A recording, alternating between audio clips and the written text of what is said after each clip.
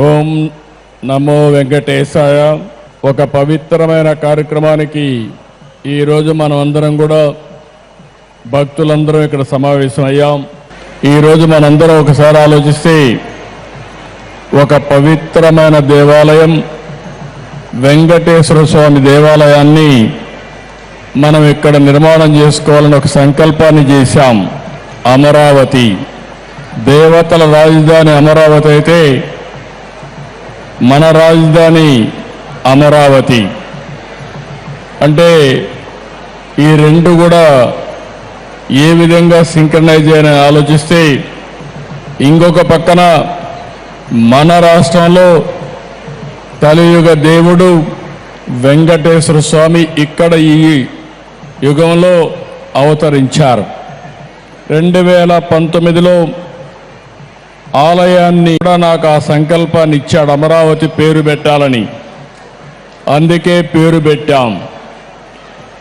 అదే సమయంలో నేను ఒకటే ఆలోచించాను, ఈ సందర్భంగా ఒక్కసారి ఈ ప్రాంత రైతుల్ని పూర్తిగా మనస్ఫూర్తిగా మరొక్కసారి ఈ సన్నిధిలో వారందరికీ ధన్యవాదాలు, కృతజ్ఞతలు, అభినందనలు తెలియజేస్తున్నాను.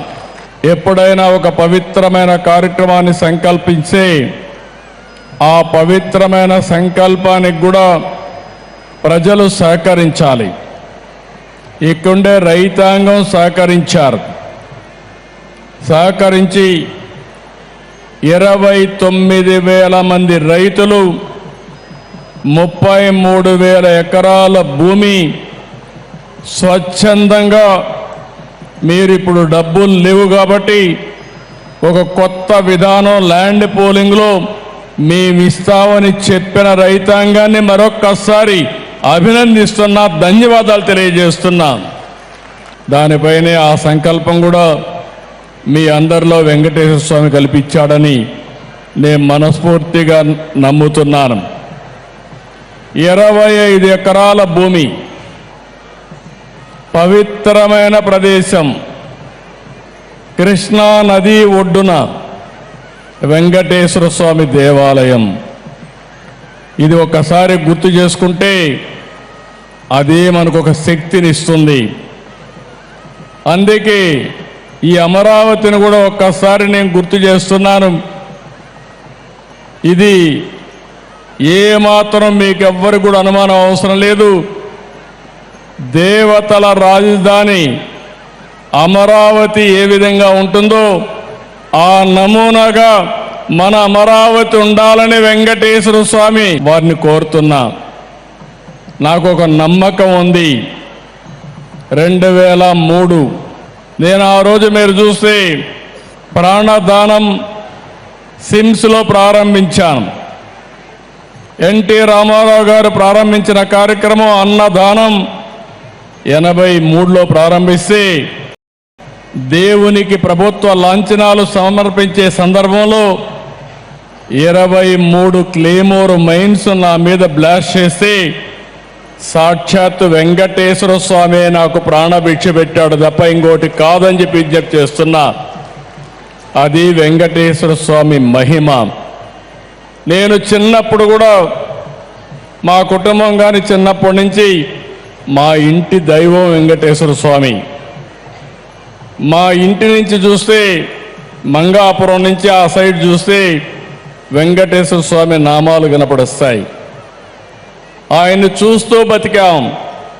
ఆయన పాద పద్మాల చెంతన అనునిత్యం తరించాం, ముందుకెళ్ళాం. అందుకే నేను ఎప్పుడు కూడా వెంకటేశ్వర స్వామికి గాని అప్రతిష్ట పాలొచ్చే ఏ పని చెయ్యను, ఎవరిని చెయ్యనియనని మరొక్కసారి మీ అందరికీ విజ్ఞప్తి చేస్తున్నా. కలియుగ దేవుడు అనుకున్నప్పుడు, ఆ దేవుడి సన్నిధిలో మనం ఉన్నప్పుడు ఒక పవిత్రత ఉండాలి, ఒక పరిశుభ్రత ఉండాలి, స్వచ్ఛమైన ఆలోచనలు ఉండాలి. అప్పుడే దేవుడికి నిజమైనటువంటి భక్తితో మనం పనిచేసే పరిస్థితి వస్తుందని చెప్పి కూడా నేను మీకు తెలియజేస్తున్నా. అందుకే మీరందరూ ఒక్కసారి ఆలోచిస్తే,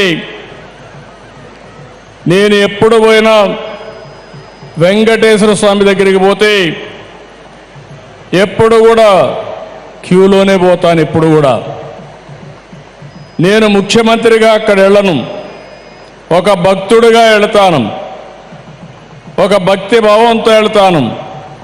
వెళ్ళినప్పుడు అక్కడ సామాన్య భక్తుడిగానే ఉండాలి తప్ప ఒక ముఖ్యమంత్రిగా పెత్తందారిగానో లేకుంటే హోదాతో ఉండడం కరెక్ట్ కాదనేది నా భావన.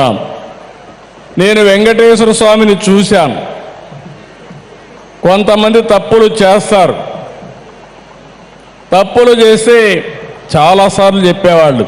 కొంతమంది మనం అనుకుంది వేరే జన్మలో మనల్ని శిక్ష పడుతుంది, మనం నష్టపోతాం అనుకుంటాం. కానీ వెంకటేశ్వర స్వామి మాత్రం ఈ జన్మలోనే తప్పు చేసిన వాడికి శిక్ష ఇస్తాడని కూడా మీ అందరికీ విజ్ఞప్తి చేస్తున్నా. ఇది నా అనుభవం.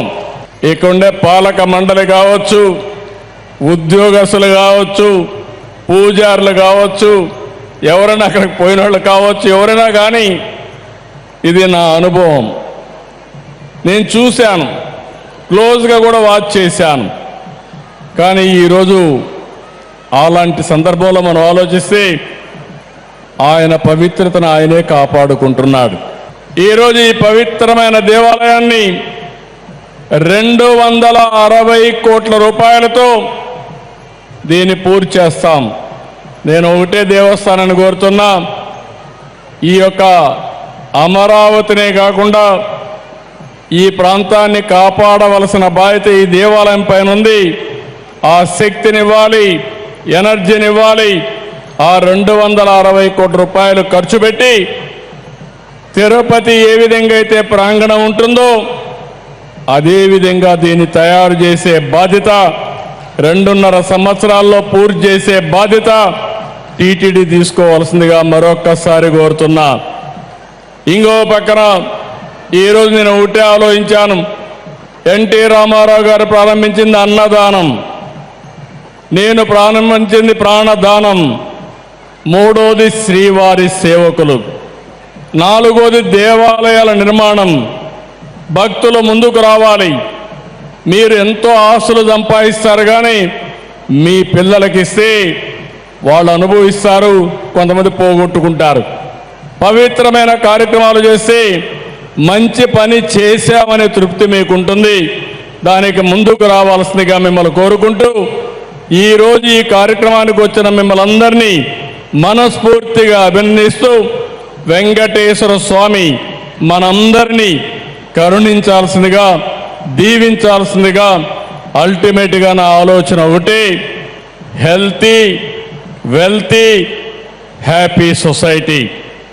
ఆరోగ్యం, సంపద, ఆనందం, ఈ 3 ప్రతి ఒక్కరికి ఇవ్వాల్సిందిగా వెంకటేశ్వర స్వామిని ప్రార్థిస్తూ మీ అందరి దగ్గర సెలవు తీసుకుంటున్నా.